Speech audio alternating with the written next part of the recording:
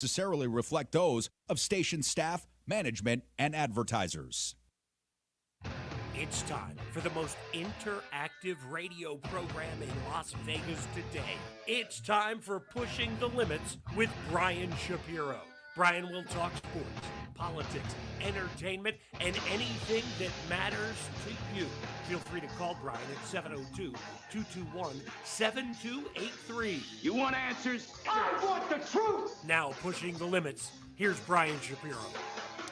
All right, what's going on, everybody? Thank you so much for joining us. Happy Tuesday. It is Pushing the Limits. You could be listening on the FM AM dial KSHP, the Occupy Democrats Network, the Washington Press Network. We're on TikTok. We're on Twitch. We're on YouTube. We're on X. We are everywhere, and we appreciate you being a part of the show. We're going to be breaking down day one of the Republican National Convention, as I like to refer to it as somewhat of a cultist Klan rally yesterday. We'll get to that.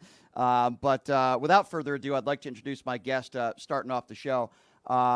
She's a congresswoman representing Nevada's 1st Congressional District from 1999 to 2013. She served 7 terms as a member of the U.S. House of Representatives, and I believe she will be the next mayor of Las Vegas. Congresswoman Shelley Berkley joining us in studio. Shelley, thank you so much for being here. How are you? I'm great, and thank you for having me. I appreciate it. Thank you for being here. Very busy news time the last several days. Oh, my God. The last couple of weeks have been just crazy. Oh, but you know all the key players. You've worked with all these people. But I want to ask you, let me just start off with step one here. What was your reaction to what took place over the weekend with the attempted assassination of former President Donald Trump? Well, I say this as somebody that could also be in the line of fire because I'm out all the time campaigning. It's horrific. There is no place for that sort of behavior in American democracy, in our campaigning. I believe that you campaign, your opponent campaigns, and people make a decision of what they're going to do. This is a very odd situation. Who was this kid? Why was he there? Why didn't and I don't want to completely blame them because it's a tough job, but how did the Secret Service let this happen? How well coordinated were they with local law enforcement? How many times here in Las Vegas do we do a big rally for a presidential candidate? How well is Metro working with the Secret Service to ensure the safety of our nation's leaders? This is not anything to be celebrated. It is something to be condemned. Very valid points about the Secret Service. Obviously, there were some blunders, and we need a full investigation here to figure out exactly what happened. What do you make of a guy like a JD Vance, who now Donald Trump picks as his vice president, which we'll get to that, I guess, but JD Vance, one of some of the MAGA Republicans that are blaming Joe Biden for this assassination attempt. It's insanity. I think that was completely inappropriate. And at a time when maybe people were talking about this attempt on Trump's life to bring the country together, to start healing, to lower the temperature of the rhetoric, the new vice presidential candidate is already accusing others of doing this. It is outrageous, inappropriate, and it does not bode well for the future of our country. I agree. I want to talk to you about that. But, I mean, have you ever in your entire political career heard of someone that compared somebody to Adolf Hitler and then that person chooses that person to be their vice presidential candidate? I mean, it's I was actually, I mean, I thought he would pick JD Vance, but I'm actually still a little surprised he did. This is an interesting time in our nation's history. But I have to tell you, and I've talked about this before, in 2016, when Ted Cruz was running and had a fighting chance against Trump for the nomination of the Republican Party to be president, I mean, Donald Trump accused his father, Ted Cruz's father, of being part of the assassination attempt on JFK and called his wife ugly. Right. And now Ted Cruz is one of his biggest supporters and advocates. I don't know, but if somebody called me ugly and my husband supported them, he'd be divorced. He'd be looking for a new wife. What? I'm with you. I'm with you. But isn't this where the extreme MAGA Republicans are today, where they all know who Donald Trump is for the most part, except for maybe a few. Maybe a Marjorie Taylor Greene believes what she says. I don't know. I don't want to get inside her head. But the Kevin McCarthy's, the Matt Gaetzes, the Lauren Boeberts, the Jim Jordans, these people they have to know who Donald Trump is, the person, right? They say all these things behind his back. Marco Rubio, who was another guy who maybe Donald Trump could have chosen. Back when he was running against Trump, this guy's never Little Marco. He's a snake. He's never going to take over the Republican Party. And then, just like that, we're supposed to believe that they had some sort of epiphany. Epiphany, yes. Look, this is obviously not my father's Republican Party. Things have changed dramatically, but half of the country is now supporting Donald Trump and his Republican Party. And I guess if you're a Republican, you either get in line or you get out of the room. And they are lining up because they want to be in the room. Are there people that you worked with, because obviously you were a congresswoman for, 14 years, Republicans that you know personally, you have to be so disappointed with them. Like, are there people that you think have changed dramatically that you worked with back in the day ever since Trump got into office? Well, let me give you a for instance. When I first got to D.C., I was part of the Center Aisle Caucus, and that was moderate Republicans and moderate Democrats getting together. We met once a month. We had a big dinner somewhere in D.C., and one of the cabinet members, and it didn't matter if you were an R or D, one of the cabinet members would come and talk to us.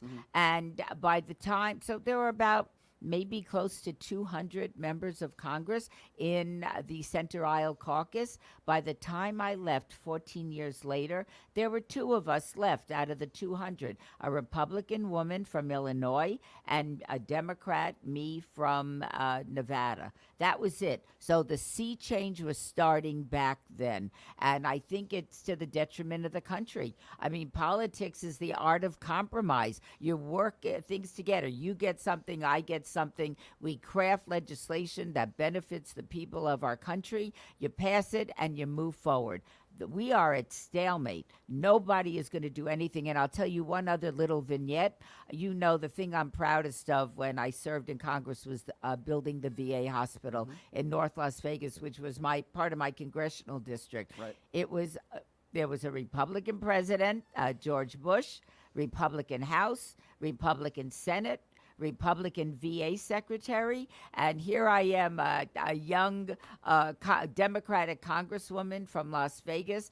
I got the funding. Why? Because they were more concerned about taking care of our veterans than they were about the fact that I was a D. I guarantee you that could not happen now. Such a good what point. a shame. What a terrible shame for our country. I think the bipartisan border bill is a perfect example of what you're talking about, where they had an opportunity to make Do some something. change, and even MAGA Republicans were on board, and then Trump picks up the phone. Yeah. Don't sign off on it unless it's a perfect bill. And look at Well, it just there is no, I've never voted on a perfect right. bill. There's no such thing. No such thing. It's absurd. It is absurd. And, that our immigration, our border, and I believe in a strong border. I mean, you can't have an open border and not know who's here, who's not here. So I believe in a strong national border. Sure.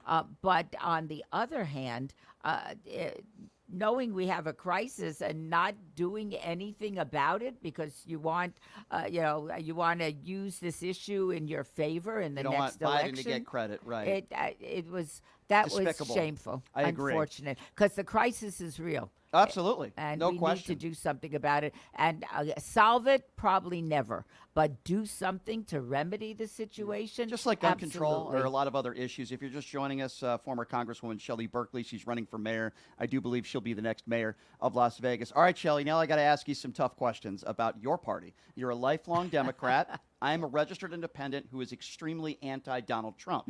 I believe Joe Biden's a decent man. I believe, what he did in 2020 defeating Trump was great. I think he's been a very good president. He's done a good job. I think he's been a good president. Yes. He's accomplished a lot.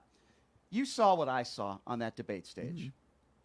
And I don't like the way the campaign has handled the last several weeks since then. I think the damage control has been lousy, for lack of a better term. What do you make of the last several weeks of the Biden campaign? And I have to ask you, do you think he should still be running for a second term? Okay. First of all, doesn't matter what I think. He's the one that's going to make the decision. I think he has. And the longer the Democrats keep waiting for him to step down, the longer it's going to take to repair the damage. It was a horrible debate. How his people let him go on stage that night is a mystery to me. And I understand it wasn't like a gaffe. It was a bad night. And unfortunately, tens of millions of Americans saw it, and that's seared into people's memory and their mind. But if he's going to go forward, then it's time that the Democratic Party unite, because there's no Messiah coming. I mean, this is it, and we can talk different scenarios till the cows come home. Doesn't matter. If he's the nominee, and he keeps saying, I got 14 million votes in the primary. I have no competition. I've done a great job, and I'm going to do a great job the next 4 years. Doesn't matter what I think. Doesn't matter what you think. Right. But this is well, it definitely matters. I agree with you for the most part. It definitely matters what the voters think.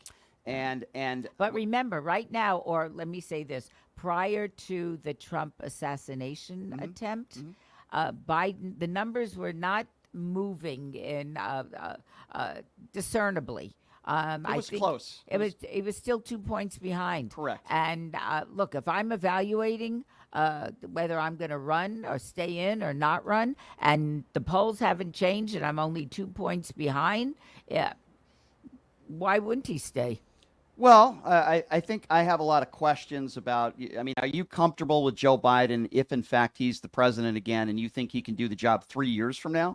Listen, that's why you have a vice president. Yeah. I mean, there have been, sadly, for our nation's history, there have been assassination attempts, and there have been successful assassinations, if there's such a thing as a successful assassination. And the reason you run on a ticket with a vice president is because there's always an eventuality that the president isn't going to do his or her term. Totally understand where you're coming from, and you're making a lot of sense. But here's my frustration with the Democrat Party.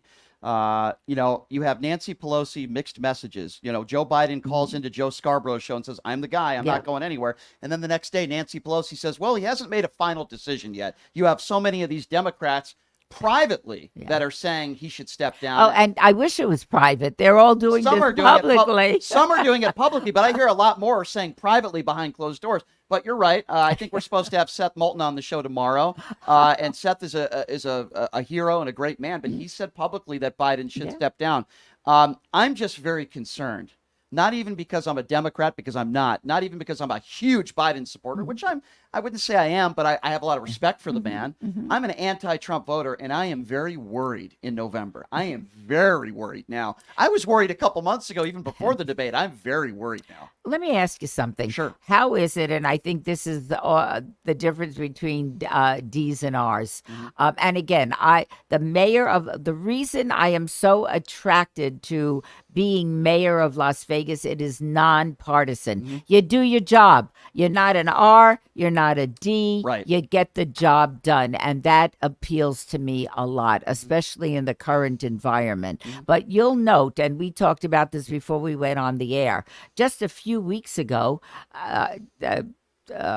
Trump was a convicted felon, a convicted sex offender, a convicted bank fraud, and as far as I can remember, there wasn't a single Republican in a prominent position that demanded that he step down. Well, I know why, and this is my theory on that, and you could tell me whether you agree or not. To me, it's pretty simple. The only reason why they're not speaking out against Donald Trump is because of their own personal situation. They want to remain in power, and they understand that. Let me tell you something, and this is someone who has been there. I was in Congress, as you know, for 7 terms. It is not the greatest job in the world. And as far as power is concerned, how much power does an individual congressperson have unless you're in leadership? The reality is it's a job that you're going home almost every weekend. And if Trump should be elected, do you think any of these people will have free thought? No. Whatever he says, they're going to vote. He's going to be a dictator. They'll vote for. So the idea that this is a great power position, I can assure you there is life after politics, because I enjoyed almost 10 years as the CEO and senior provost of the largest medical school and most successful medical school in the state of Nevada. You've accomplished a lot. And I can tell you, for most of the time that I was in Congress and most of the time I was at Turo was a much more enviable job. I can understand why you would say that. Why they're fighting for this position to be a congressman is beyond me. Power, ego, there money. Is no power, and I guarantee Donald Trump will squash any ego anybody else has. You know what I say, though, Shelley, to people out there that are undecided, I say, if Joe Biden was in a wheelchair and he couldn't speak, I would still vote for him over Trump, because I know that Joe Biden's going to have, like he has had, competent people around him. He does have competent Can you people. imagine, Shelley, what another Trump term would look like as far as the people, the crazies that would be around him? Yeah, it will definitely be challenging. And I think, look, I love our country. My grandparents came here to escape the Holocaust. This was the only hope we had for survival. So for me, every day since the Holocaust, I count my blessings because I'm here. And not only did my family survive because of the United States, we've managed to thrive. And so I love this country beyond words. I love our Constitution. I was a history poli-sci major in college at UNLV. I mean, what an extraordinarily balanced document that is. 3 branches of government, separate but equal, where everyone is contributing, checks and balances. I'm afraid that is going to be sorely tested if, in fact, Donald Trump wins a second term. But people know that. He has not been secretive. I mean, you look at that Project 2025, he can disavow it all he wants, but that's a blueprint for the future. He's a coward. If our fellow citizens decide this is what they want, well, this is what we're going to get, and that's it. They want to ban abortion in Project 2025. They want to ban abortion nationwide. There are so many crazy, radical ideas, if you want to call them. And it's interesting because Donald Trump was asked about it, and he said, I don't know anything about this. Yet all the close people, of course, but all the people around him, close advisors and people around him, created it. Yeah. Brian, this is so interesting. I have a very dear friend. She's pro-choice. I mean, militantly pro-choice. Government has no business in my business, in my body, deciding what I can and cannot do with the health of my family. She's for staying in the Ukraine and supporting them because she knows that any dictator, if you think appeasing them by giving Putin the Ukraine, he's going to step back. Forget about it. There's no such thing in history. And she also supports NATO and a strong alliance. She's still voting for Trump. Now, explain to me how that's possible. I don't understand how these people think. I think there's several different types of Donald Trump supporters. I think, and I'm not saying this about your friend, but I think the first kind of supporter is the majority of the Trump base, which are, I'm just going to say it, and I'm saying it, not you, uneducated white people, people that are uneducated, that can't think for themselves, and they'll watch Newsmax all day, and they're just idiots, okay? That's Donald Trump's base. Then you have a certain group of people that are only supporting Trump because they're phony, and either they're benefiting from Trump. It could be either financially or maybe politically. And then you have selfish people, wealthy people that understand that if Trump is president and they're making a lot of money, They're probably going to save money on their taxes because we all know Donald Trump gave the top 1% the biggest tax breaks of our lifetime. And isn't it amazing, though? I mean, under Biden, and I hear that all the time about the tax cut, the tax cut, the tax cut.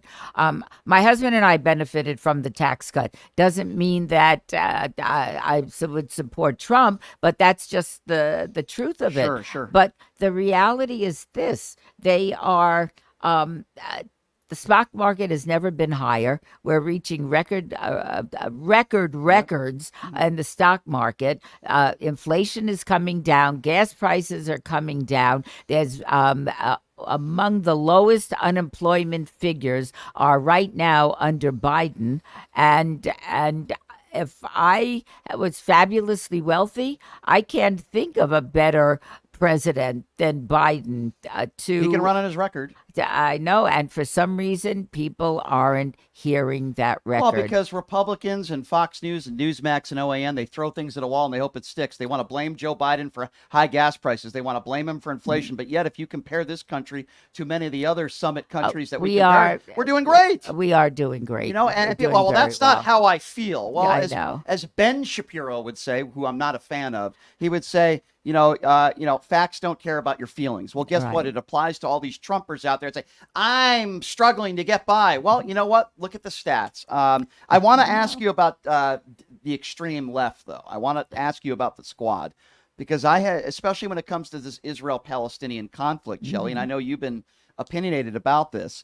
I'm not a big fan of Ilhan Omar. I'm certainly not a big fan of Rashida Tlaib. Oh, I think they're all hatefully anti-Semitic. I mean, there is no question of a doubt in my mind. Why won't more Democrats like you step up, like the Hakeem Jeffries and others, and denounce some of their behavior and some of the things that they've said? They should be condemned for saying a number of the things that they've been saying. They're blatantly anti-Semitic. Sure. There's no doubt about that. But on the other hand, they are independently elected by several 100,000 people in their congressional districts who chose them over whoever their opponent is. And that's why leadership in the Democratic Party has to accept them. Because they're independently elected, they belong there. It's not that they didn't lie. They're very transparent about what they believe, and they're getting elected. Yeah. So there you are. You have a seat at the table. Yeah, I just think those two are despicable, in my personal opinion. Yeah. Speaking of despicable, by the way, they're not great fans of mine either. So I don't care. Okay. Who cares? They shouldn't even be in Congress. I think they're both embarrassing, and I would put Cori Bush in there as well. By the way, I don't think Ocasio-Cortez is necessarily anti-Semitic. I think at times she says some radical things.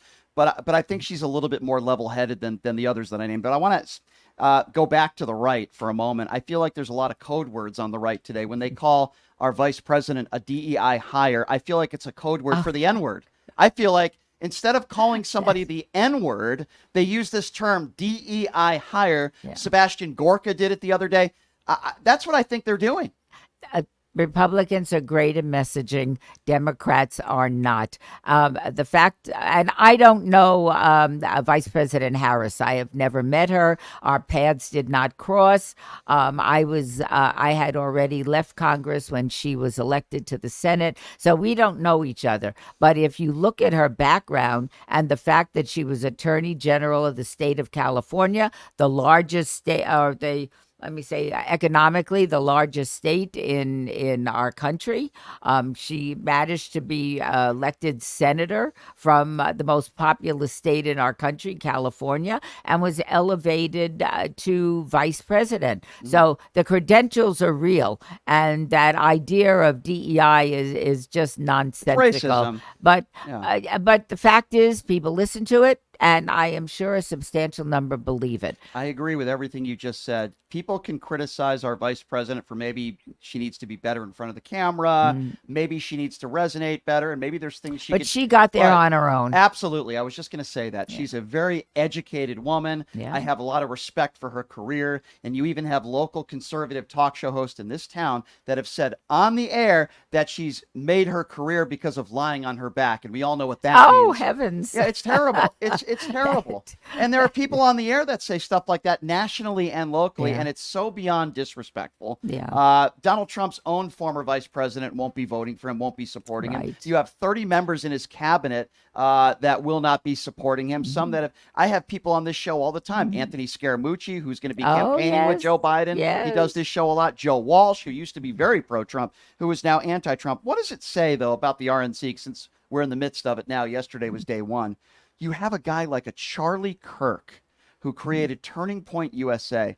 They allowed him to speak. Even conservatives, many of them across the country, have spoken out against Charlie Kirk for his blatant anti-Semitism and racism. Yeah. And yet they let a guy like that, and they give a guy like that a platform at the RNC in prime time last night. Yes, they did. Yes, they did. And if that isn't in, well, obviously not. I mean, I've gone beyond trying to figure this out because I can't, but I'm dealing with the reality of it. And if Jews, and you know I'm Jewish, if Jews listen to that and continue to embrace Donald Trump, well, then there you have it. And when I was a kid, and I was very active in the Jewish youth groups in town. Occasionally, not often, but occasionally they would show us films of the liberation of the concentration camps. And I remember sitting there thinking, how did this happen?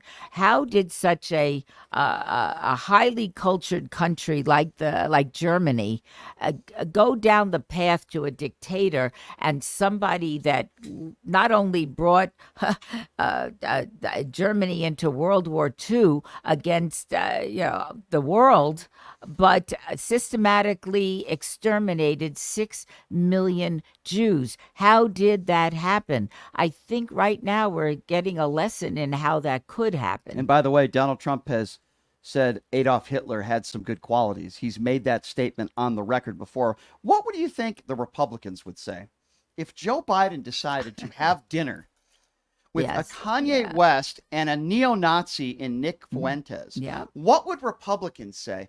And this was around the same time when Kanye was praising Adolf Hitler. Yeah. He invites him to Mar-a-Lago with Nick Fuentes. And then, of course, Trump uses the same excuse he always uses. Oh, I didn't know who that guy was. He did the same thing with David Duke when we know Trump knew who David Duke was. I mean, what would Republicans say? Let me tell you something. What does it matter? Why didn't the Democrats do better in messaging and condemning this? I guess I heard everything that you just said. Yeah. I heard it back then. But obviously, the Democrats don't do a very good job. Can I ask you about that? Because you may, and it's a mystery to me. Well, you and I both have obviously a tremendous amount of respect for Michelle Obama. We wish she would run, right? She's a wonderful lady, educated, kind-hearted, a good mother, all the great qualities. But here's where I disagree with her, and you tell me what you think of this. I know what she was trying to say when she said, when they go low, we go high. Be the better person. Be a role model to kids. I totally understand that message. But right now, in 2024, when you're running against Donald Trump, you can't play that game. I'm not saying you have to be on the same level, which Joe Biden would never do, and most Democrats would never do. Never call our brave men and women suckers and losers, yada, yada, yada. But do you... I can't understand either. Yeah. The suckers and losers. But I want to see somebody forceful. You want to talk about substance and policy and your record. I get that. This man is a 34-count felon and a sexual abuser. I want to hear more from Democrats. And any single time Donald Trump opens his mouth, don't call him Mr. President or the former president. Call him the felon. Okay? He's a felon. He's a 34-count felon. So I understand when Michelle Obama said that, the times were a little bit different. I get it.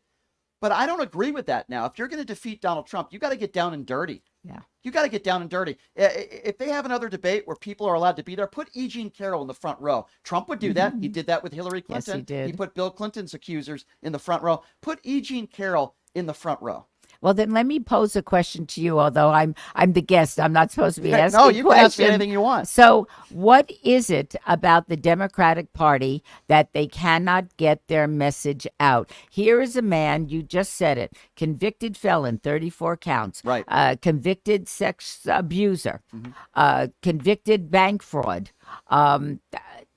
Even though the Florida case was dismissed yesterday. Ridiculous. Fact- He refiled. Yeah. Fact of the matter Yep. is that he had things that he should not have had.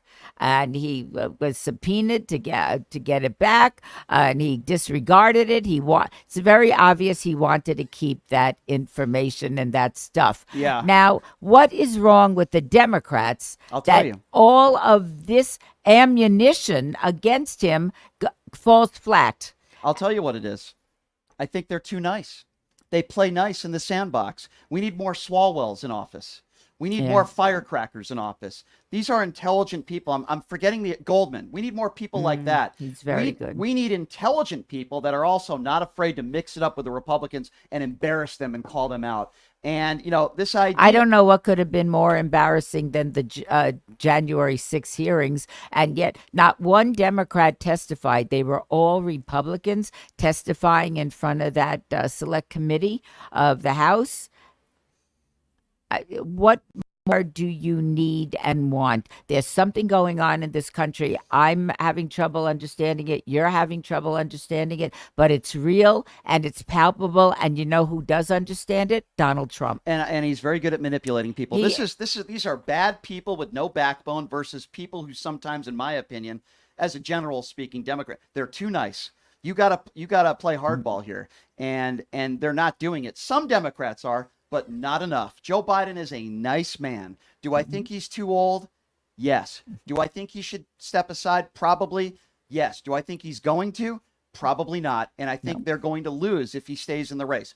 I hope I'm wrong. There'd be nothing better if I could show up the next day and say, boy, was I wrong. Right. Thank you, Joe Biden. God bless you. I'm so glad Trump's not getting back in the White House. I'm afraid that's not going to happen. We need more aggressive Democrats in office. When I say we, I want to defeat Donald Trump. I voted for 8 Republicans in the 2022 midterms. I didn't vote for one MAGA Republican, but I voted for good people, right? And, I don't always agree with Liz Cheney. I don't know if you ever met Liz Cheney. I never did, but I admire her greatly. I respect her, right? We can disagree on policy, but have respect for one another. She's a woman that has some dignity next to her name. Yes. Same thing with Mitt Romney. I respected him, and that race between Mitt Romney and Obama wasn't nasty. It wasn't nasty. I think and you were a congresswoman, I believe. Correct me if I'm wrong. When this happened, John McCain was running, right? Yes. And you remember the moment where he took that woman's microphone away. Said, no, ma'am. No, man. No, he's not a Muslim. She said something stupid like, Arab or whatever. And no, she said he was a Muslim. Can't have a Muslim in the White House. And that was a great moment for the country. That was an American moment. And that is how I envision our country, with leaders standing up and saying the right thing. But for whatever reason, that is not in favor right now. And again, I'll go back to why the mayor's race is so appealing to me. To represent my hometown on the local level and not be involved in partisan politics is very appealing. Just do your job. Everybody should put away this nonsense, put away the rhetoric, do your darn job. That's what you're elected to do, for heaven's sake. What you're supposed to do. With that being said, I don't know what your relationship is like with Joe Lombardo. I mean, good. Is it good? Good, sure. Do you like him? What are your thoughts on Joe Lombardo, our governor, who happens to be a Republican? Yes, he is. I've always enjoyed a very cordial relationship with Joe, not based on any issues or anything like that. When he was sheriff, we worked nicely together. And when I say we're social friends, we're not doing dinner together. Right. I think both of us are a little busy right now, but we have a lot of mutual friends. Good. And he's doing his job. And so I respect that. And look, I think about 5 days after he won, he and I sat down for lunch and talking about healthcare issues, because I was head of Turo at the time, and there were some things that I wanted included in his budget and passed by the legislature. So without any discomfort or oh my God, you didn't support me, you didn't do this, you didn't that, we sat down, we had a more than cordial conversation. Good. And that's the way politics should be. I agree. That's the way it always was. I agree, and that's nice to hear. What do you make of the fact, though, that a lot of people are saying, and I don't know whether it's going to be happening or not, we'll find out in November, that Nevada is flipping and that Trump's going to win the state of Nevada. What are your thoughts on that? Do you think that's going to happen? It could happen. It could happen. Look, right now the polls have them within the margin of error. It's. I don't think I'm saying anything that any of your listeners are going to be shocked about. Right. But right now, the momentum is with Trump. Whether that continues, because 4 months is still a long time away. And look, when I was very actively engaged in I was national committee woman of the Democratic Party. Right. When those conventions there's always a big bump. So right now, after the assassination attempt, after JD Vance being selected, and I understand it was met with jubilation on the floor of the convention, I mean, they're going to get a substantial bump in the polls as soon as this is over. And a few weeks from now, when the Democrats have their convention, if it goes well, they will also get a bump. And then we're going to be back where we are within the margin of error. But if you're at the DNC chair right now, what would you do? What would you do to stop the momentum? What would you better run a near perfect convention.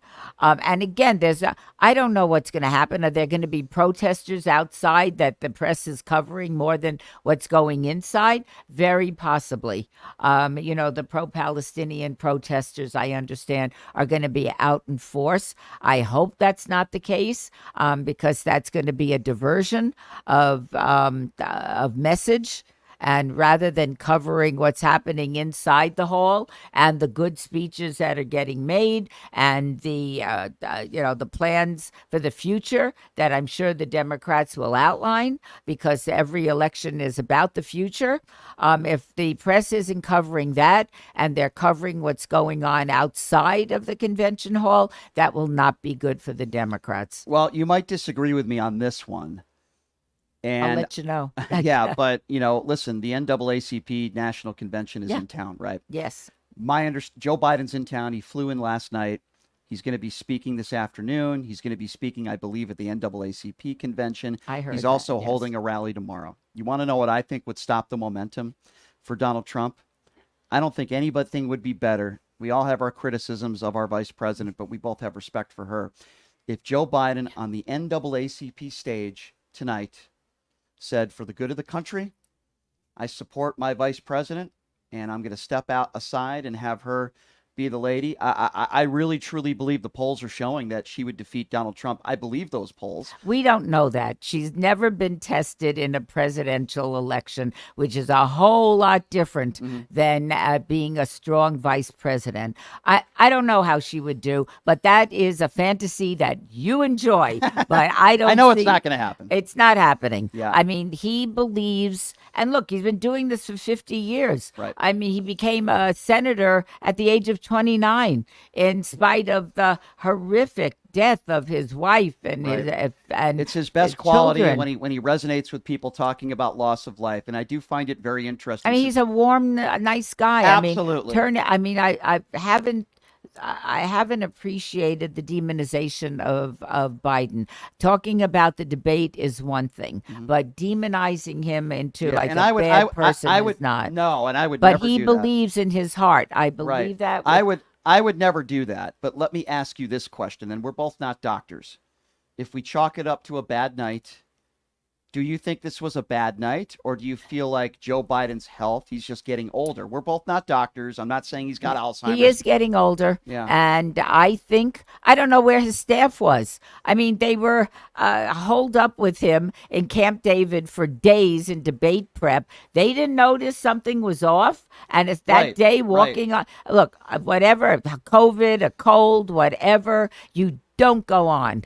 And but do remember, Brian, it was the Biden camp that insisted on the early debates. Right. So why, Shelley? Why did they do that? that? Well, I think they thought he was going to be, put in show up, do a good performance, and stop Trump's momentum. It did not have best laid plans. Didn't happen. Quite the contrary. The momentum is now with Trump. You think he's capable of having a good debate these days?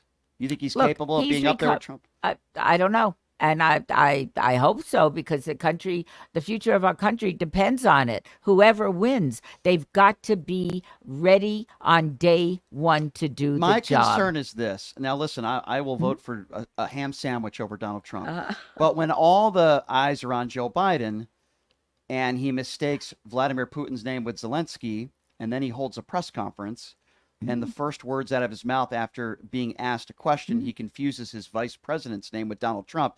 Under normal circumstances, no big deal, right? Yeah. But when the world is watching, That's it is the- a big deal. And that's look. If anybody is gaffe prone, it's Donald Trump. No question. Held to a Right. different standard. Right. I mean, didn't he confuse Nikki Haley with Pelosi? He said a lot of crazy things. I know. Yeah. And you know Yeah. what? I think that I would imagine that Biden is feeling a little beleaguered right now. Mm-hmm. Anything that comes out of his mouth that isn't 100% on point, Yeah. everyone goes There's nuts. a lot of pressure on him. There's no question about And I don't that. think that does well for any of us. I Yeah. mean, you know, if I've been in situations, you know, I've run many campaigns. Some campaigns have been sterling. Other campaigns, when I ran for the United States Senate, not sterling for whatever reason. And I had a lousy debate. It happens, but then you pick yourself up, you wipe yourself off, and you move forward. And that's what but I'm to concerned know, I understand that. Yeah. But to know that every time you open your mouth, someone's criticizing it, most of all, your own party and your own supporters. I got to say, I agree with you. I was very disappointed with CNN's coverage last night. They were painting Donald Trump to be some sort of hero because he had a bandage Yeah. on his, listen, I have had much sympathy. I'm glad he's okay. I have sympathy for I the am victims too. and their families. too. But with that being said, they're treating him like he's some sort of martyr on CNN yesterday. I was really, Well- their coverage sucked yesterday. I thought it was terrible. Well, I actually didn't watch it. I had there's a Hispanic conference in town in addition to the NAACP. Yeah. And I was invited to go, and I went. So I missed the RNC convention. Or You at didn't miss least- much. I'm going to be playing some audio from some of these idiots like Ron Johnson, who was making transphobic and QAnon type statements. And then when asked about his speech, did that really bring the country together? He said he read the wrong speech on the teleprompter. You have Amber Rose, who at one point called Donald Trump an effing idiot and said she'd move to Canada if he won. And now all of a sudden she's speaking at the RNC. I wonder why that's happening. I wonder if money is involved there. And then you have Mike Johnson, who literally, I'm going to play this audio, literally the other day was making fun of Joe Biden, saying he's unable to speak when there's not a teleprompter in front of him. And then yet yesterday on the debate stage, you can't make this stuff up, the teleprompter wasn't working. And the coward that he is, Mike Johnson, stepped off the stage. You can't make this stuff up. You've got Brian, I'm so happy I'm a foil for you. Go continue. I'll just sit here. I'm sorry. This is what happened last night. It's crazy. It's crazy. Don't mind me. I'm just taking up some space. No, I'm just venting because it drives me nuts. But listen, before you go here, you're obviously in a race to be the next mayor of Las yes, Vegas. thank you for bringing that up. Yes, that's kind of important. I'm sorry. There's so much going on in the world, Shelley. But, Victoria Seaman is your opponent. Obviously, you're running as a Democrat. She's running as a Republican. No, it's a nonpartisan. It's a nonpartisan. I apologize. Nonpartisan. You're a lifelong Democrat, but she's a lifelong Republican. But you're right. It is nonpartisan. What are your criticisms of your opponent? Why are you more qualified for the job than she is? Why? Well, should people... I could certainly talk about why I'm more qualified. I have Sure. a wealth of experience and knowledge acquired over 40 years of, 60 years of living in this community, but 40 years of public service. I'm very proud of that. I am ready on day one because my congressional district overlaid the city of Las Vegas. There isn't an issue that is happening in the city of Las Vegas that I am not ready on day one to confront. Issues are they're challenging, but they're not hard to understand and identify. Public safety, everybody is concerned about public safety. There's a feeling of vulnerability. I think that has a lot to do with what's happening in the country. People just don't feel good and they're worried about crime. Number two, homelessness. We've got to get a handle on this or it's going to overwhelm us. It's close to a crisis now. Number 3, and it goes hand in glove with homelessness, affordable housing. Right. When the first house my parents bought, first house period that we ever bought was here in Las Vegas. I was at Valley High School, and my parents bought a party cinder block home off of Eastern Avenue, $33,000. Now, at the time, never the Taj Mahal. I can't say it was fabulous then, not so great now. Right. It gave us roots in the community. We belonged here. We own property. We have a house. I know that people in this community that are raising families now, that's what they want for their kids. They want decent housing in a good neighborhood.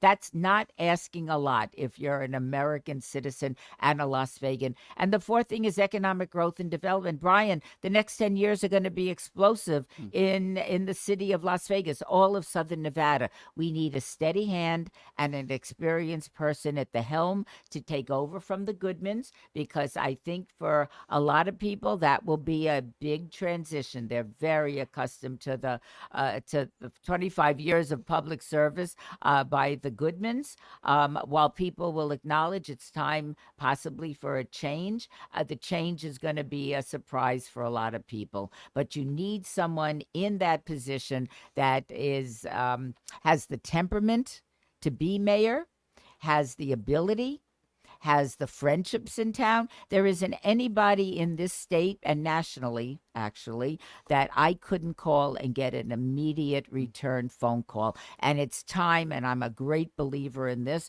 in bringing all the jurisdictions together in Southern Nevada for the good of all of our constituents. And I am very intent on doing exactly that. I have a wonderful relationship with the city council and the mayor in North Las Vegas, Henderson, the county commission. Let's all work together.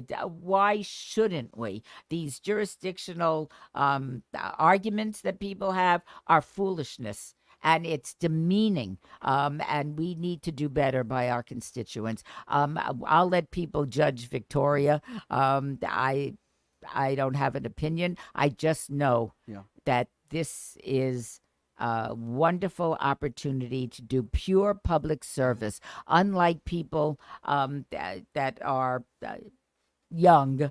The fact of the matter is, I have no further ambitions. I've already been ambitious. I'm coming home now. I mean, to do public service in my hometown and not be worrying about my next office or, if I offend this person, they won't support me in the next election. First of all, I'm financially secure. I don't need anybody to support me in any future election. And the fact of the matter is, I'm not looking at my next election. This is it. This is the legacy. This is where you work extraordinarily hard on behalf of the people that call the city of Las Vegas home. How fortunate am I to be in this position, and how exciting for the next 4 or possibly 8 years that I can do good public service for the city I love and the people that call this city home. Well, Shelley, you've definitely convinced me. I mean, you're an easy convince, I think, well, or maybe not so much. Maybe not so much, but I think it's an easy decision for me. I certainly will you. support you. I think you will be. I don't think I know you will be a wonderful mayor. Well, I have boundless energy. People were, questioning. More energy than some other people. A lot more, and I know. I enjoy very good health. And I have lots of residual energy, and I think people recognize that with the campaign. Absolutely. I'm all over all the time. Absolutely. I know you got to run because you have a lunch to go to. Lunch with a friend of yours. Quickly, give out the info. I got to get you out of here. Give out the information. How can people donate to your campaign? Give out the website if they want to learn more about you, if they don't already, if they haven't. I think... Thank you. You would go to Berkeley, 4mayor.com. Okay. Berkeley, 4mayor.com. Go online, learn more about me, and if you're inclined to donate, I'd love to receive your contribution. You got my support. I'll be voting for you at the ballot box, no question about it. Shelley Berkeley, thank you so much for being here. Appreciate you. My pleasure. Thanks a lot. Fun. We'll take a quick break. We'll be back right after this. It's Pushing the Limits right here on KSH. Hey, everybody, are you struggling to find a pizza place that reminds you of Brooklyn? That true blue New York-style pie? Well, worry no more. Stallone's Italian Eatery Pizza is a knockout. We're located at 467 East Silverado Ranch Boulevard, just off of Preview Road, half a mile east of South Point Casino, just minutes from the Las Vegas Strip. Come by and grab a slice of pie. Plus, check out our Brooklyn-inspired Italian cuisine. Our sandwiches are super hero, that is, because why be a sub when you could be a hero? Stallone's Italian Eatery is here to serve you phenomenal food, Vegas. Forget about it. Who would have thought there'd be so many kids playing ice hockey in the desert? Jake Helps Hockey Foundation and the Las Vegas Ice Warriors, founded by Gina Yusufzai 8 years ago, made it possible for families who can't afford the equipment and fees. Donate today at www.hockeyforkids.org and help us continue making a difference. Join us in supporting Jake Helps Hockey Foundation and the Las Vegas Ice Warriors, where every kid gets a shot at the starting line. Just a reminder, our website is www.hockeyforkids.org. Have you ever dreamed of having your own radio show or a podcast, but just didn't think it was possible? Well, dreams can come true. Radio U. Radio U is a 5-day course that'll teach you how to acquire your dream show. We'll teach you how to host, how to write commercial, how to interview, how to market, how to write a contract, and most importantly, how to monetize your dream radio show. You'll learn from some of the best in the business with over 75 years in broadcast experience. You'll learn from people like me. And the best part? Every single student will be live on the radio as part of the class. Plus, one student from each class will get their very own radio show. You'll be live on the air right here in Las Vegas. Radio U. The 5-day course is being offered at $699. For more information, give Radio U a call. 702-763-5024. That's 702-763-5024. Or check them out at RadioYOU101.com. Tired of the same old date night? Craving a deeper connection with your partner? O-Box is your escape into a world of romance and passion. Each month, discover a box filled with personalized surprises, exciting activities, and a love story written just for the two of you. Ignite desire, share laughter, and make memories that last a lifetime. Your O-Box journey culminates into a beautiful love novel. Ready to write the first thrilling chapter? Let the O-Box adventure begin. Visit our website, obox.com. That's OBOXXX.com. And get started.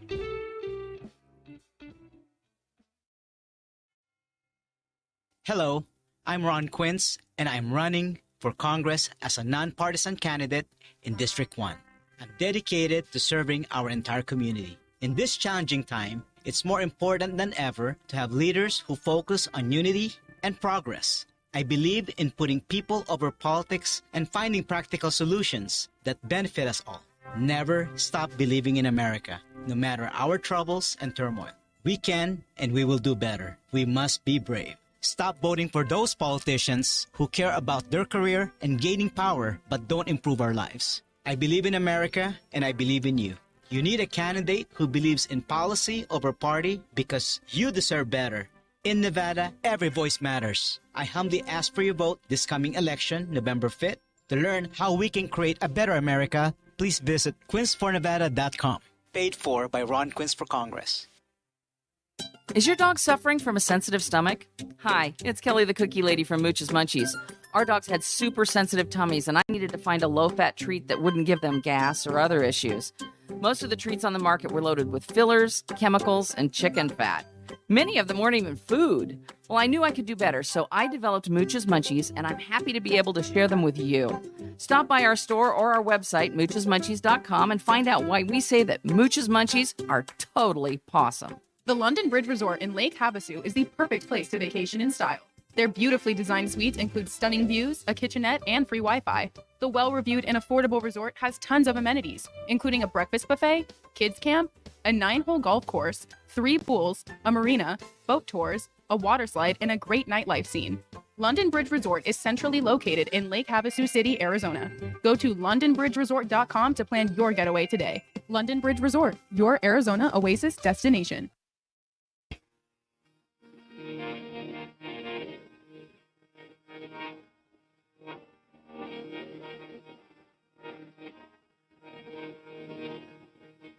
All right, welcome back. It is Pushing the Limits on a Tuesday. Thank you so much for joining us. Pleasure having 14-year Congresswoman Shelley Berkeley in studio. Very honest Democrat.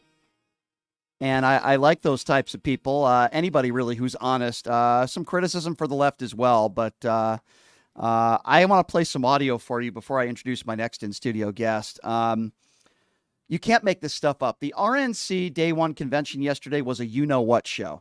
And I'm sticking by what I said. It was like a cult clan rally. That's what it was, minus Byron Donalds. I mean, it was, they want to talk about bringing people together. They want to talk about, let's bring the country together.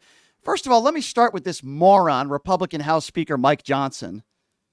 When he's not checking up on what porn his son might be watching, which is creepier than ever. Mike Johnson, a few weeks ago, was criticizing Joe Biden for reading a teleprompter. I'm going to play you that audio and then what happened last night on the stage. Because Mike Johnson is an idiot, the teleprompter wasn't working, technical difficulties. So does Mike Johnson continue speaking with his right-wing talking points? Nope. Mike Johnson leaves the stage like a scared little girl that he is, okay? All due respect to little girls who I have a lot more respect for than Mike Johnson. Mike Johnson, this was him a couple weeks ago criticizing Joe Biden, and this was Mike Johnson last night in regards to teleprompters. Unless the president is reading off a teleprompter, I don't think he's capable of making these big decisions, and that is something that should alarm all of us, and it's something that we need to be talking about. I think people are... Ladies and gentlemen, it is now my honor to introduce the Attorney General, and there goes the teleprompter.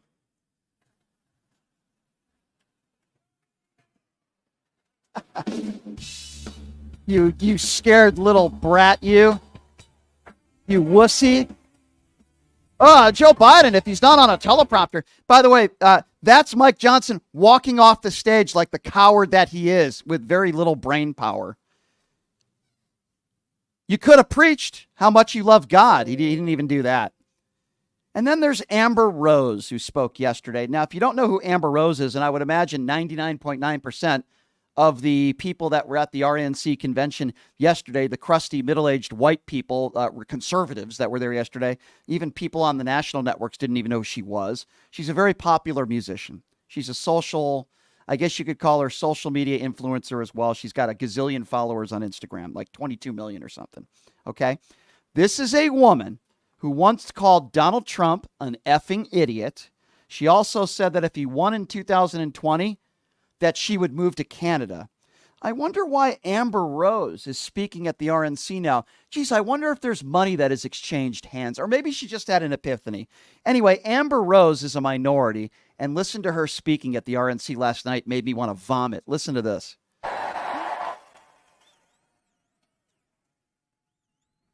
I realize Donald Trump and his supporters don't care if you're black, white, gay, or straight. It's all love. Yeah, it's all love. Yeah, that's what it is. That's why 15% of black people vote Republican. And that's when it hit me. These are my people. This is where I belong. Yeah, these are your people. I guarantee you there might only be a handful of people that have ever heard any of her music. These are my people. Give me a frickin' break. What are you talking about? You called Donald Trump an effing idiot. You said you were going to move to another country if Donald Trump won the presidency. Geez, I wonder what changed. I feel the same way about JD Vance. They care about themselves and being in power. Amber Rose has zero credibility. Good luck with your music career. Your people won't be buying your music. You think these crusty middle-aged white people listen to rap music? Give me a break. And then there's Ron Johnson, another deplorable idiot. We've heard since this assassination attempt that the Republican Party, Donald Trump, they're all going to try to bring people together. The Republican National Convention, it's going to be about unity. Listen to a little bit of what Ron Johnson had to say yesterday when he was on stage. This fringe agenda includes biological males competing against girls. Whoa. And the sexualization and indoctrination of our children.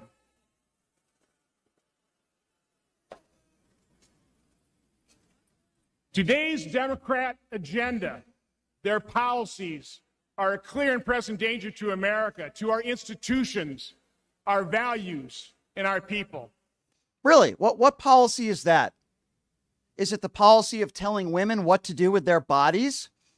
Is it the policy of anti-gay marriage? Is it the policy of no maternity leave? The biggest tax breaks to the wealthiest in American history? I'm wondering what policies were put forth by what party when it comes to that stuff. And then when Ron Johnson was asked later that night in an interview, why were you so divisive? I thought you were going to bring people together. Ron Johnson's excuse? I read the wrong speech in the teleprompter. You lying bastard, you. You fool.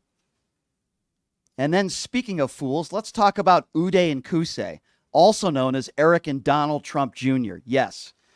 Eric Trump, on a national right-wing network yesterday, he's blaming they, Democrats, for this assassination attempt. Have a listen to this. Laura, they've put him through hell. I mean, since when he went down that escalator, they've tried to impeach him. They've gone after us. They've gone after me. I'm probably the most subpoenaed person in the history of this country. St. Jude. You're even St. Jude work. They have done everything to try and strip him of his wealth and of his fame. They've tried to break up our family. They've done everything possible to try and get him and kill him. And they literally tried to kill him this week. And despite that, he's undeterred. They literally tried to kill him this week. No, Beavis, they didn't try to kill him. A 20-year-old Republican tried to kill your father. A 20-year-old, and we're learning from his neighbors, they had Donald Trump signs outside their house. This wasn't the Democrats. It wasn't they. It was a 20-year-old Republican that tried to do it, you doofus. And where was Melania Trump? Where's Melania? They're not trying to break up your family. Your father is very good at breaking up families with all the ex-wives he has and the cheating and the scandals. You stupid moron, you. Speaking of stupid morons, then there's Donald Trump Jr., also known as Biff. Listen to what he had to say yesterday. Proving you're not overconfident. If former President Trump loses, it will be why? It'll be why? Well, I'd say cheating. Again, I don't know.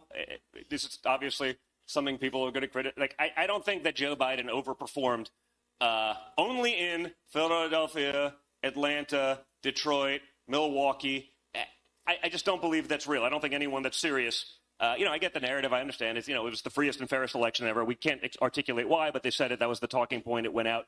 I think we have to have an operation that's watching, for that nonsense. Because again, I don't think there's a length that the other side won't go to with that. So we're going to have to make sure we have people just watching it very closely. There you have the former president's son asked, what are your thoughts if your dad does lose? And under no circumstance, Biff, also known as Donald Trump Jr., will concede, admit that his father is even capable of losing at anything.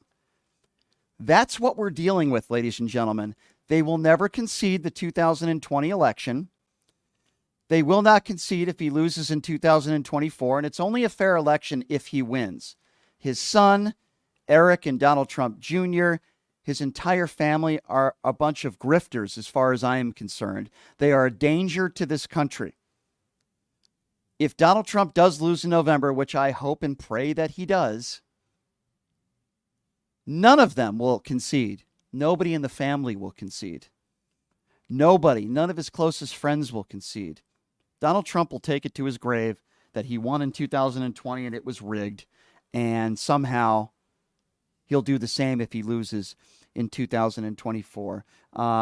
We are learning some breaking news information that police have reportedly shot a person who might have been armed with a weapon in a secured area around the convention in Milwaukee. That is the latest information that we have right now. We are going to continue to report on that throughout the hour when we get new information.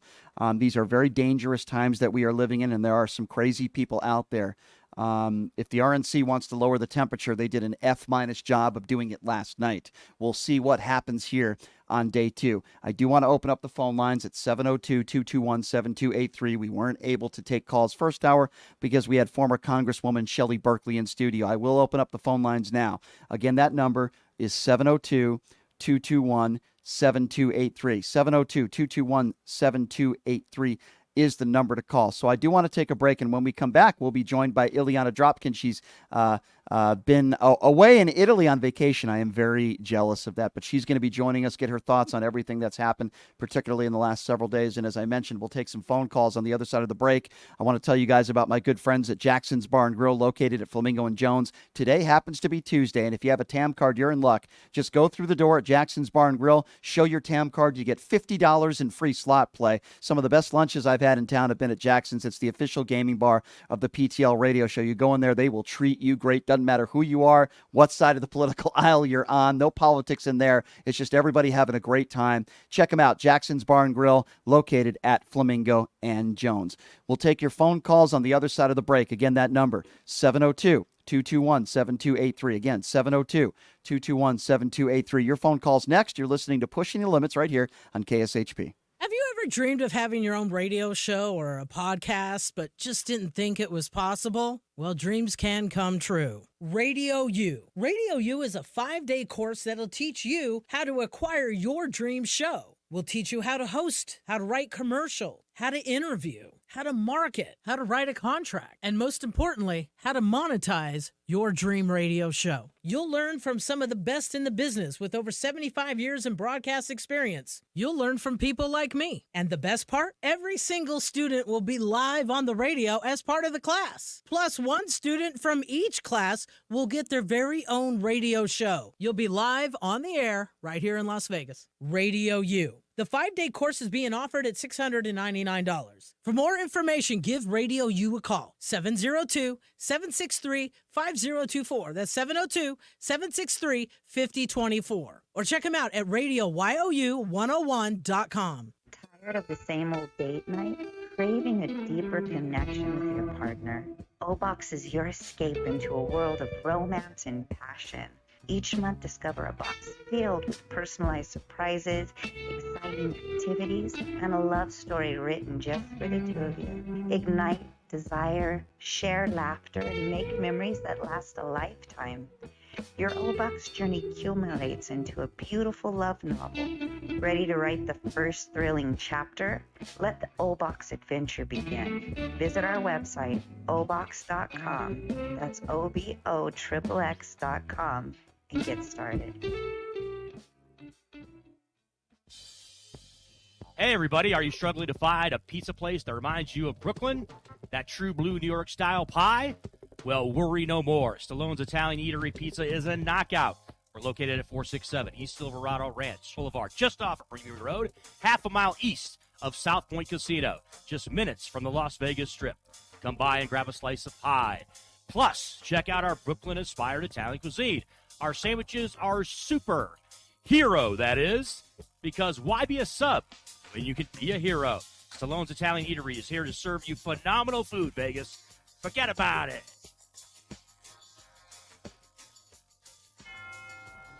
Hello, I'm Ron Quince, and I'm running for Congress as a nonpartisan candidate in District 1.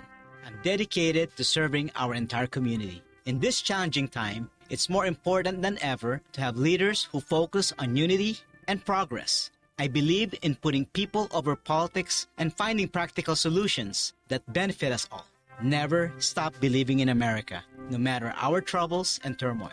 We can and we will do better. We must be brave. Stop voting for those politicians who care about their career and gaining power but don't improve our lives. I believe in America and I believe in you. You need a candidate who believes in policy over party because you deserve better. In Nevada, every voice matters. I humbly ask for your vote this coming election, November 5th. To learn how we can create a better America, please visit quincefornevada.com. Paid for by Ron Quince for Congress.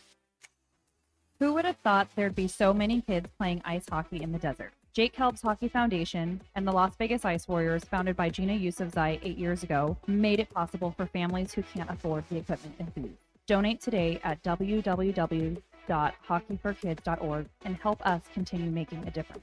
Join us in supporting Jake Helps Hockey Foundation and the Las Vegas Ice Warriors, where every kid gets a shot at the starting line. Just a reminder, our website is www.hockeyforkids.org.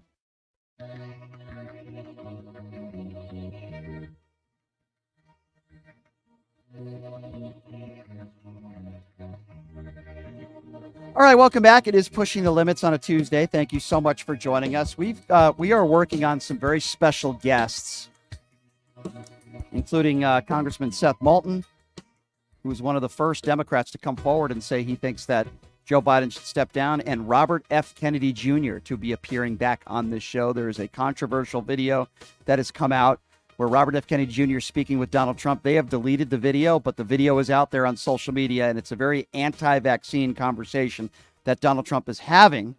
So I certainly want to ask him about that. Both are taking flack for that video.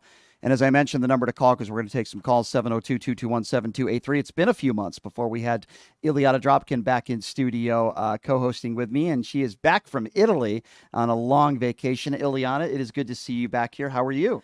I'm great, a little jet lagged. We actually arrived last night.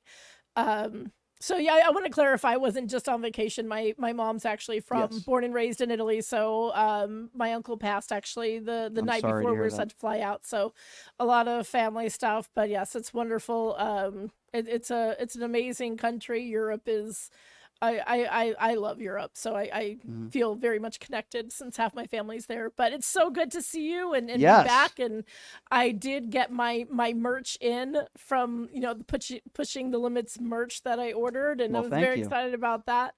I'm glad you mentioned it, because I have failed to mention my own website in the first hour of the show. But yes, I noticed. Yeah, that. we want very you good to at promoting yourself here. Yes, we want you. We're independently owned, so we rely on you guys to help support what we do. If you enjoy what we do, for starters, check out the new website, which is pushingthelimits.live. Again, that's pushingthelimits.live. There is merchandise there on the website. And you can also donate, because obviously with this, right, you pay your own fees. So I don't know if everyone really understands that. So Pushing the Limits, we're independently actually, owned. Right, Yeah. has to pay fees so for we're studios. So so we're independently owned. So we rely on you guys. Donations and purchase Sure. merchandise. So we appreciate that. Everybody across the country, like I've given, I have some friends who have given because they love what Brian does and Pushing the Limits does. So I encourage everyone to go on, $5, $10, whatever you got. It's I mean, it's really worthy to have independent news sources and voices out there that aren't owned by somebody, right? And we appreciate all the support from all of you out there. And if you're just joining us, we had Shelley Berkeley in hour number one. We talked about a number of different issues, including the RNC day one yesterday, which was a bunch of crazy lunatics as far as I'm concerned. Yeah. We talked about that. Of course, a lot of people still talking about the assassination attempt over the weekend, and more questions than answers. And we're taking your phone calls now. I promised we would do that. So we have a bunch of people waiting patiently on hold. The phone lines. Can I just make a quick reference when we talk about the RFK video? It was actually leaked by RFK's son. Interesting. So I just want to kind of put that out there, that this wasn't, someone from the Democratic campaign. I know the Democrats seem to be getting blamed for everything that goes on from the other sides. And this wasn't. This was actually RFK's son who leaked this out. Yeah, so we'll do, and I'm definitely going to talk more about that tomorrow to get more in detail. But the video's out there. They have tried to delete it, but it's still out there. All right, let's go to the phones. Let's start off with Cassandra. Cassandra, you are first up on PTL. How are you? Where are you calling from? Hey, Brian. Albuquerque, New Mexico. I just want to say this was one of your finest podcasts I have watched. That lady, Shelley Berkeley, was magnificent. I am envious of you guys because she's going to be your mayor of Las Vegas. Yeah, she's a good lady. She's a good woman. Yep. Oh, God. Yep. Great. Anyway, I truly believe that, and I'm a staunch Democrat, okay? So I truly believe that they need to unleash Kamala. I think that she might just tear that place up, okay? She really needs to do that, and I think that they are going to do that. I know Joe Biden for since he first started. Cassandra, I don't And know. I've always been I hear what you're saying. I'm with you. We're on the same page here. I'm not so sure that Joe Biden is going to step aside. What better time to do it than the NAACP event where Joe Biden is in town tonight, in front of a plethora of those that are minorities that I would imagine many of them are probably Democrats.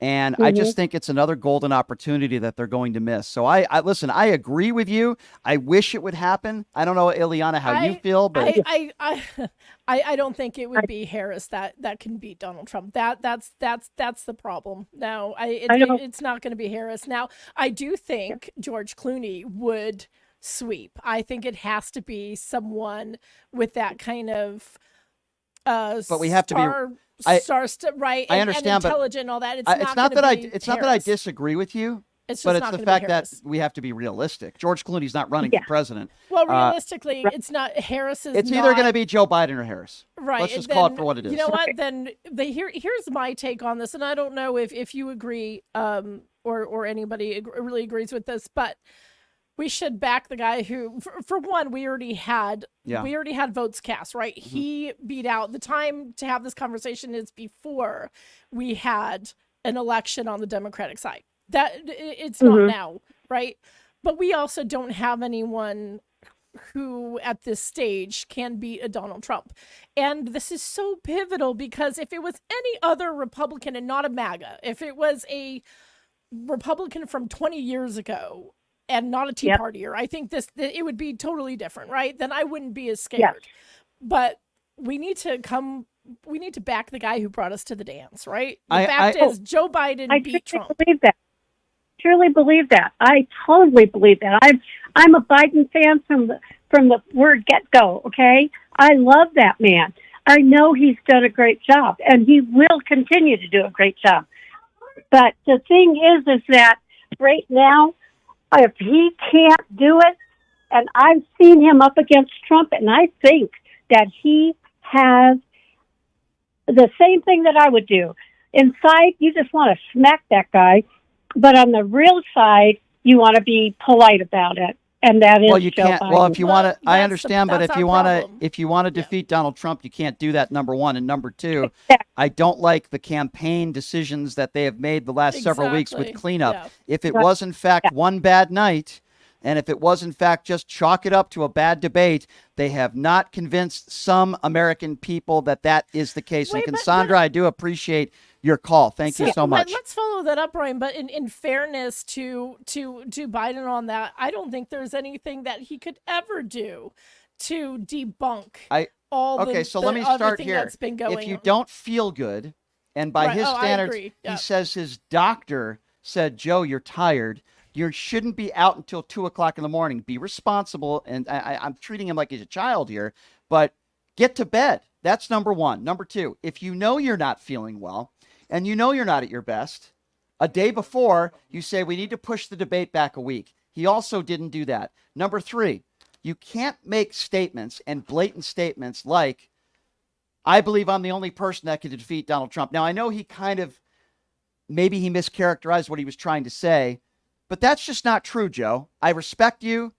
You're a hero for defeating Trump in 2020, but there are other Democrats out there that can defeat Donald Trump. Joe Biden's not the only one that's capable of doing it. He's kind of backed out. I mean, no one thinks that he can win.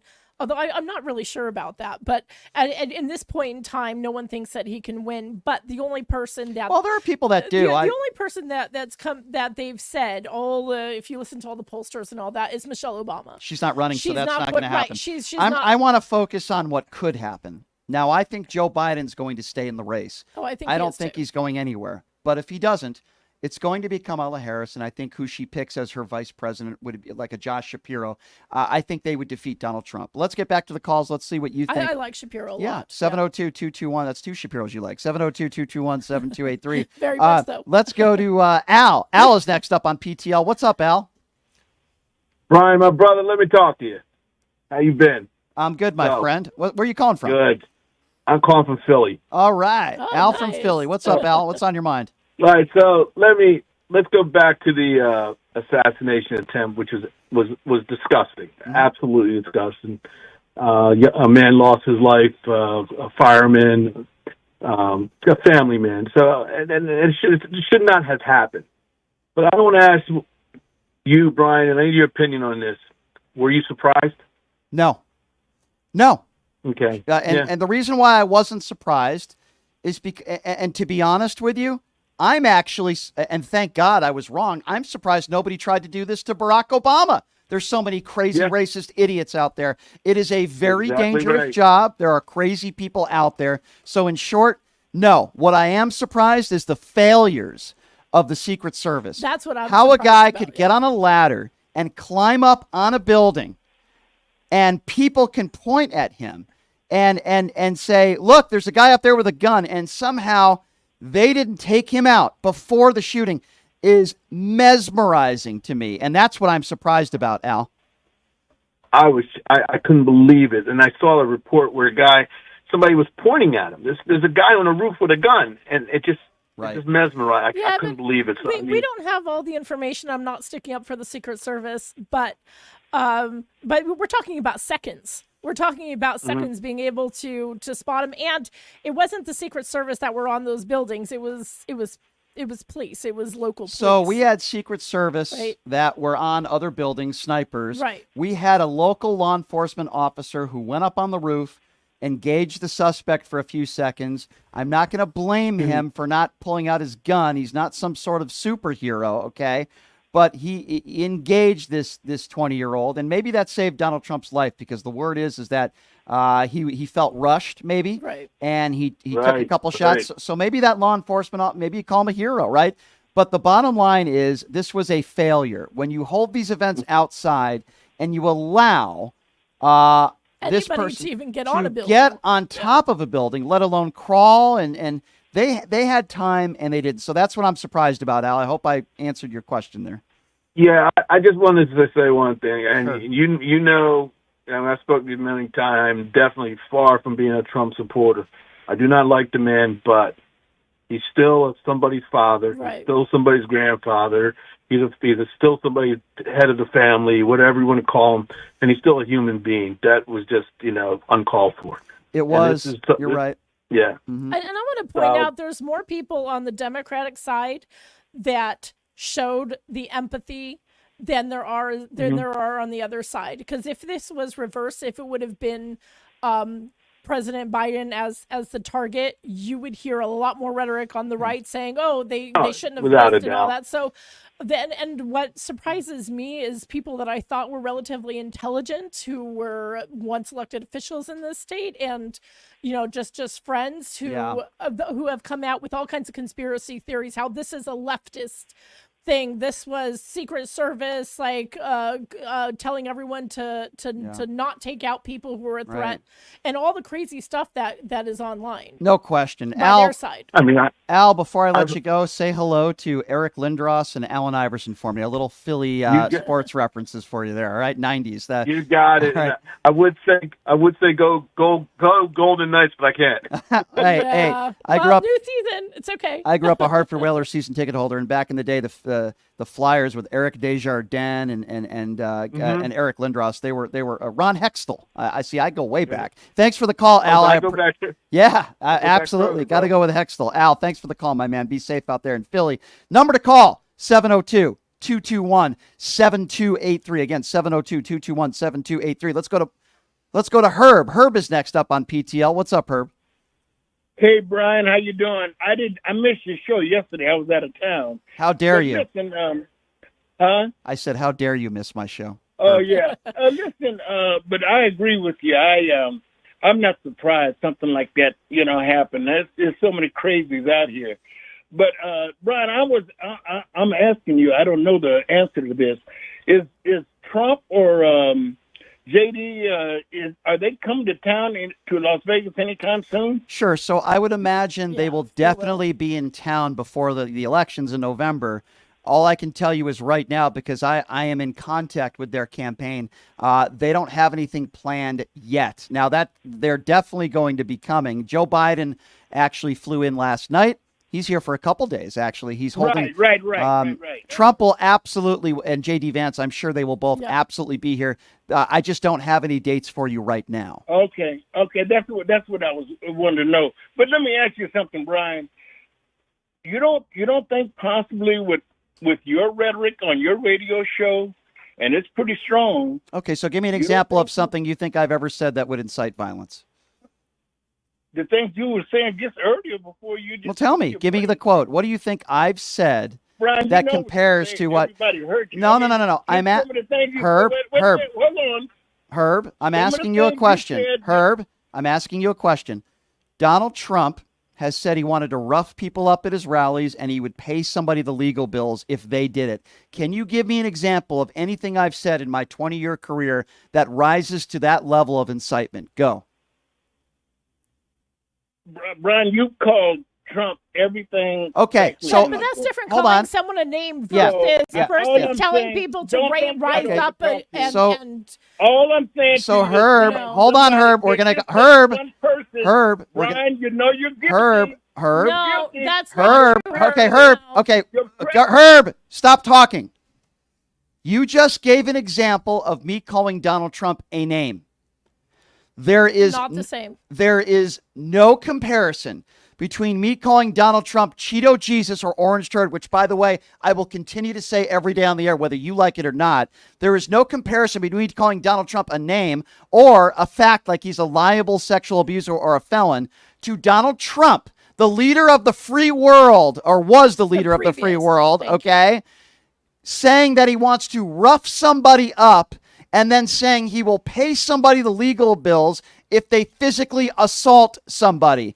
You are making a terrible comparison because there is no comparison to that. How on earth can you compare me calling Donald Trump a name like Cheeto Jesus, because that's the only example you can come up with, to Donald Trump saying he'll pay somebody's legal bills to rough somebody up? Go ahead, Herb. Nothing worse than that. Brian. Well, tell me. What else did I say? Tell me. Then tell me. So, Brian, Don't Brian, man, don't say you know. If you're going to give me then give me the example. Hey, Herb. Keep on, Brian. Give me the example. Give me the example. I'm waiting. Tell me exactly what I said. That is just as bad or worse. And then he hangs up the phone like the coward he is.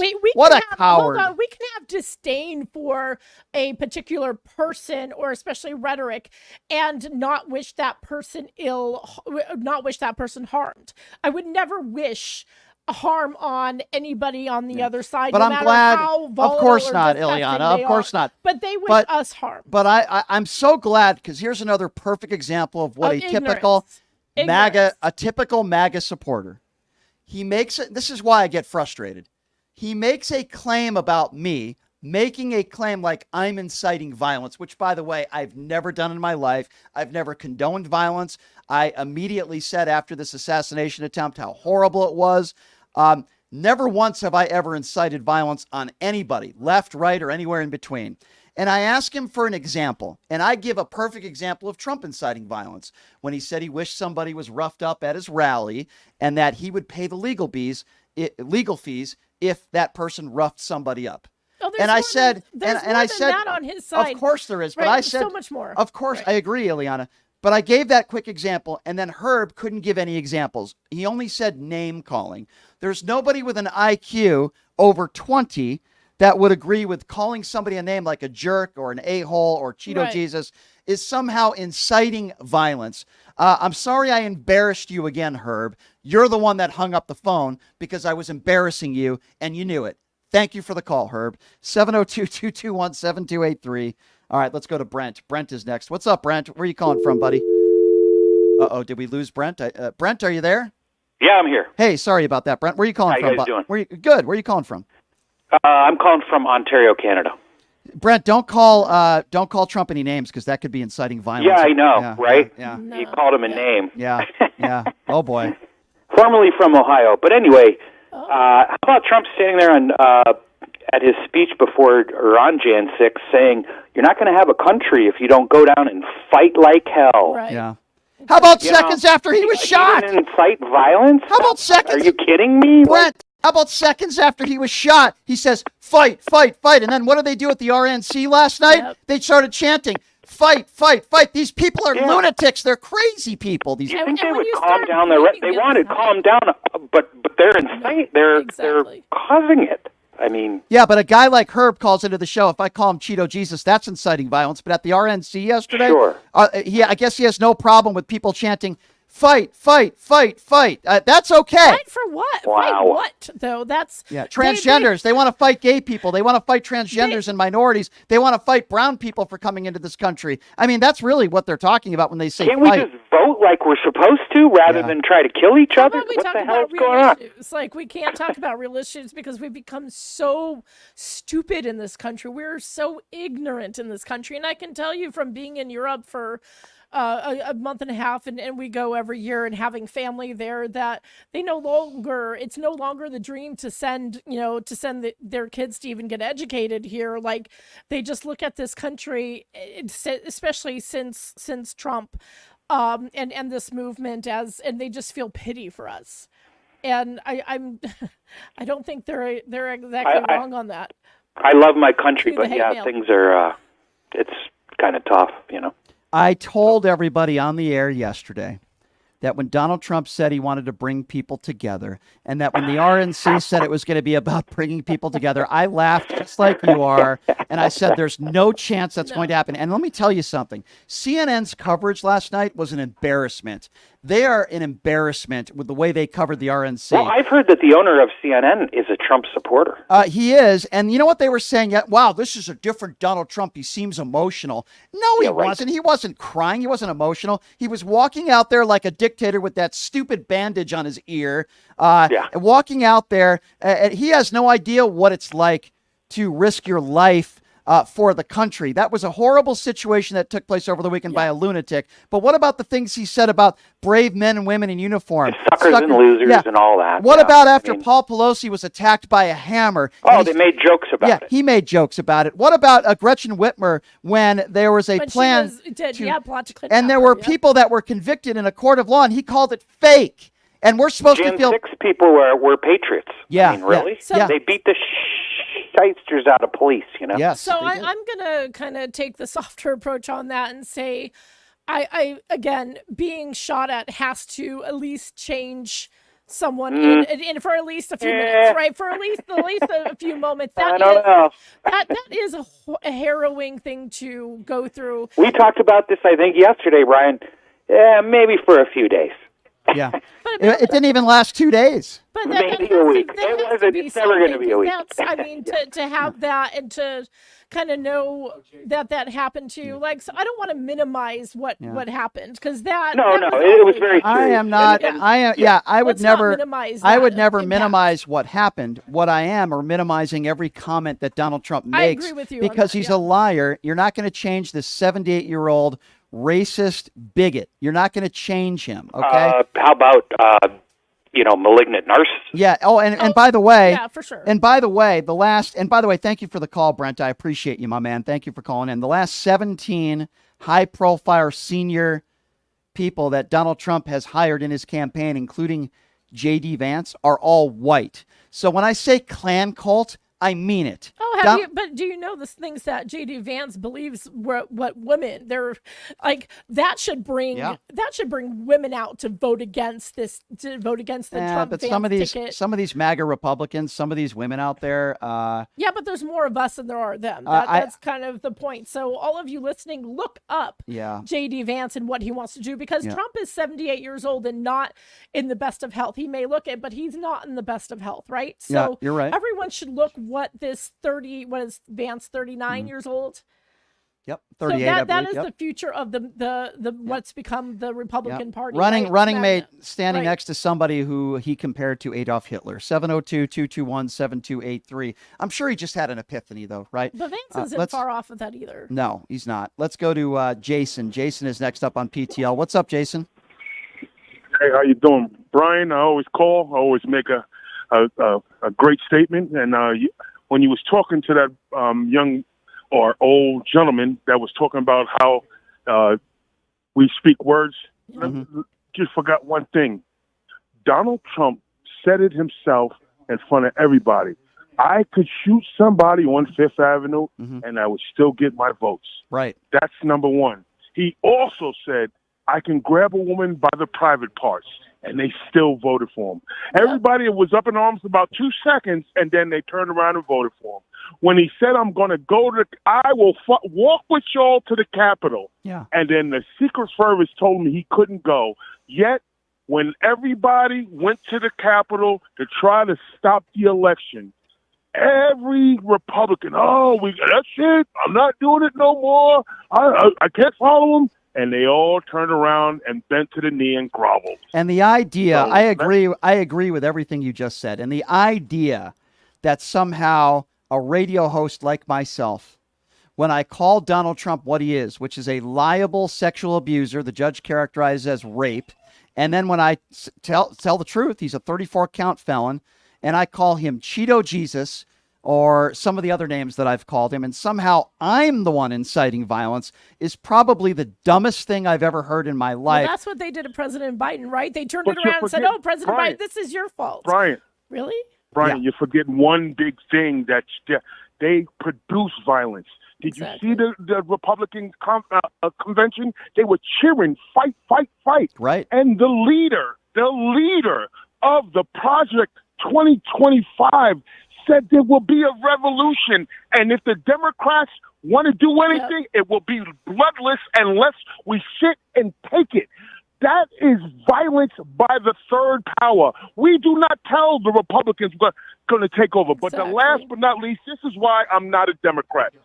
The Democrats are going to jail. You got Hunter Biden and Bob Menendez that accepting their punishment. Donald Trump gets 91 felon counts, and they all say he's innocent. It's lawfare. That is violence as well. But hold on. Hunter Biden's not running for anything. We're in trouble. No, I understand the point. Like I said, I understand the point that he's making. Yeah. We don't fight for Democrats, and Republicans keep saying he's innocent. It's lawfare. It's lawfare. The lawfare is against the Democrats, not against the Republicans. And it's a shame that the Democrats are so weak. That's why I left the Democratic Party, and that's why I'm an independent. Well, they absolutely. Thank you for the call. In a two-way race, who are you going to vote for? Well, I'm confident that he's. I'm confident that he's going to be voting for Joe Biden, but I do understand his sentiment and what he's saying. The Democrats need to be stronger. They need to play hardball. I totally agree with that. And I agree with a lot of what he just said in that phone call. And that's what I said. Like, everyone rallied around Trump, even though he gets everything confused. He goes off on tangents that make zero sense. On and on and on and on, but our party doesn't coalesce around literally the guy who brought us to the dance. Like, that's amazing to me. No doubt, but I agree with his sentiment. What he said. Let's get back to the calls. The number to call, by the way, if you want to be a part of the conversation, is 702-221-7283 is the number to call if you want to be a part of the conversation. Let's go to Irina. Irina is next up on PTL. Hi, Irina. Where are you calling from? Irina, are you there? Yes, Hi. I'm here. Hi, Irina. Do you hear me? Yes, I got you. Where are you calling from, Irina? I'm calling from Brooklyn, New York. All right. Where during 15 years, our first and only house, we were supposed to give as a gift to Estonian criminal, Nazi, who came to United States to steal from American and murder them. We came to Donald Trump. We didn't know he's connected to mob. And his team, Dion Fini, who is doing flags for Donald Trump, we came for help. After that, my husband's murder was organized. That murder happened in front of me with fountain of blood. And my husband died from injuries not compatible to life. And my husband's murder never was investigated. They announced it's a civil matter. That is corrupt connections of Donald Trump in New York. I'm sorry what happened to your husband. I'm unaware of that. I obviously cannot comment on it because I don't know anything about it. And, listen, is Donald Trump corrupt? Is he a criminal? Absolutely, 150%. I would never defend Donald Trump. I just can't speak to that because I don't know anything about it. But what I do get frustrated on, Irina, and I think you'll agree with me on this, is that some on the far right say that Trump is a New Yorker. He just tells it like it is. No, he doesn't. New Yorkers are honest. They'll say to your face, hey, this is who I am. If you don't like it, go F yourself. That's a true New Yorker. That's not Donald Trump. Donald Trump is a sleazebag who's lied his entire life, who's taken advantage of people, who's mistreated people his entire life, including many of the women in his life and the multiple kids he has with multiple ex-wives. That's not a true New Yorker. To me, the definition of a true New Yorker is somebody like yourself. Don't necessarily have to be your typical white man or white woman, but anybody from all over parts of the world that are honest, good, hardworking people that tell it like it is. That's not who Donald Trump is. Donald Trump is not somebody that tells it like it is, because when people say tell it like it is, it means they're being bluntly honest. Donald Trump is, there's not an honest bone in his body. He is a compulsive liar. He is a degenerate liar, and he is a narcissist. That is not what a true New Yorker is or stands for. Yes, I want to just underline his connections to the mob. And not only that, I wanted to say that my husband was born in New York on Long Island in Garden City. He was true American. He loved his country. He trusted the government. But he was tortured to death for 15 years to give up his first and only home.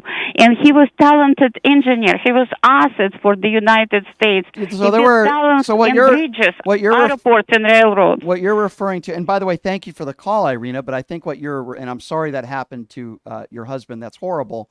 There were a lot of civil suits involving Donald Trump when it came to minorities that were living in the properties that he and Fred owned. And he lost thousands of civil lawsuits way before he ever decided to get into political life. So if anybody out there wants to say, oh, well, all this happened to Donald Trump only when he decided to become president of the United States, that is absolutely untrue. He was doing these types of things and breaking the law his entire life. 702-221-7283 is the number to call. Let's go to Mark or Vivian. Vivian is next up on PTL. Hi, Vivian. Hi. How are you doing today, Brian? Good. Okay. This is the way I look at it. Biden is the person who is going to be running. He's not stepping down. So therefore, I think that the Democrats need to get their head out of nowhere and back him, because all they're doing is looking like the Republicans looked when they were trying to get the Speaker of the House. Everybody running around and everybody against each other and everything. We have to pull it together, because that's the only way we're going to beat Donald Trump is to be together, because now he thinks he's a hero and he's a guy because he escaped the bullet. It's getting way out of hand. And have you read the platform they have for the 20 promises they made? Yes, I did. Yep. That's crazy. Yeah, well, there's a lot of crazy stuff going on. And if you think things are getting crazy, wait till you see day 2 of the Republican National Convention tonight. If day 1 wasn't crazy enough, Ron Johnson attacking gay people and coming up with his QAnon dog whistling. And then his excuse after the speech was, I read the wrong speech on the teleprompter. I mean, Amber Rose speaking, who once called Donald Trump an effing idiot. She once said that she would move to Canada if Donald Trump ever became president. And then we're supposed to believe that JD Vance just had an epiphany that, oh, you know what? I was wrong about Donald Trump. He was a great president. I didn't mean it when I compared him to Adolf Hitler. I mean, these people are the biggest grifters on the planet. And JD Vance, just like Donald Trump, only cares about himself. Maybe he has aspirations to be president one day. Who the hell knows?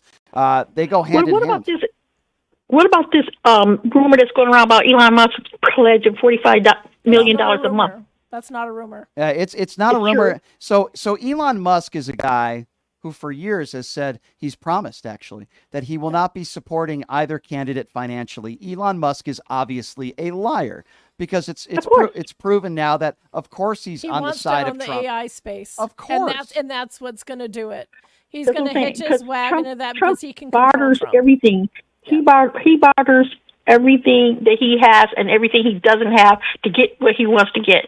I remember when he was in office. Remember when he tried to make the tees for the golf club out of the presidential seal, and they told him no, he couldn't do that.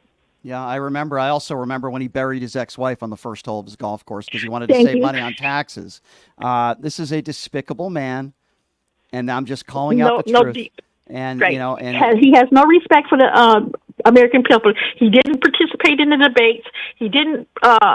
He's not campaigning really. He's starting to now, but who knows what's going to happen. I don't know. He's not paying any respect to anybody. I don't know what's going to happen here in the next 4 months. I've told you I'm worried. I'm not going to sit here and be complicit and say Joe Biden's going to win in a landslide. I think it's going to be very, very close. I'm very, very worried. I do not believe Joe Biden is going to step down. I've been very open and honest about that, saying that it's a mistake. And that's why the Democrats need to get out there themselves in their own states and go to people and talk to people, have town halls themselves, and show us what the difference between 2025, this new 20 platform on the that they just unleashed on us, and let them see what the difference is. And because it's not computing to people what danger we are in. That's because they're getting their news from social media, and so it's really easy to manipulate social media, right? So they you're way more learned, and obviously, you're well read versus the normal population, unfortunately, who are just going to go and they get their news from whatever meme is out there, and they're like, this is what it is. I mean, I have a relatively intelligent family, sort of, that are like the statements they're making, and they're Democrats. I'm like, none of this is true that you're saying, and that's the problem. You're right, Vivian. Good phone call. It has to be a one-on-one. We have to talk to the people one-on-one, because talking in groups is not working. Well, we need to make it not about Biden, the person, and about the platforms. Yes. And our platforms are vastly different from their platforms, and that's where the conversations need to go on, and stop fixating on, because Biden as a president has really done a good job. That's my opinion, right? He's done a good job. Yeah, no, I think right. The stock market's up, everything. Listen, inflation is coming down. Joe Biden's been a good president, and I'm not going to sit here and say otherwise. And if we think inflation's bad in this country, I tell everyone, everyone should travel. Everybody should travel outside of this country to see what inflation is like abroad. Yeah, no doubt. I agree. All right, let's get back to the phone calls. Again, that number to call if you want to be a part of the conversation, 702-221-7283. Let's go to Nelson. Nelson is next up on PTL. Hi, Nelson. How are you guys doing today? Good. What's on your mind? Sorry for the sirens. That's how bad the RNC stunk on their first day. Even the police is getting into this as a joke.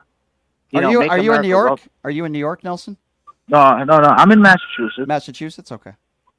I mean, make America wealthy again? What the hell is that? And then they said that our military is depleted, like they're weak. Are you kidding me? So what's the logic with that? That's a disrespect to the military. Well, all Donald Trump has done is disrespect the military. He did it with John McCain when he said, I don't respect people because he was captured. The suckers and losers comment. Yeah, I do believe General Milley over Donald Trump. He's disrespected our military over and over again, whether it's raining outside and he doesn't want to attend Arlington Cemetery for an event. I don't know what else Republicans need to see in order for them to understand what a atrocious human being Donald Trump is. Atrocious. And like I said yesterday, JD Vance is going to be the receipts from the internet like that, from what he said, it's going to come back to haunt him. Yeah. And not only that, when they said, put Trump in the bullseye, like I said, what President meant was to put the policies and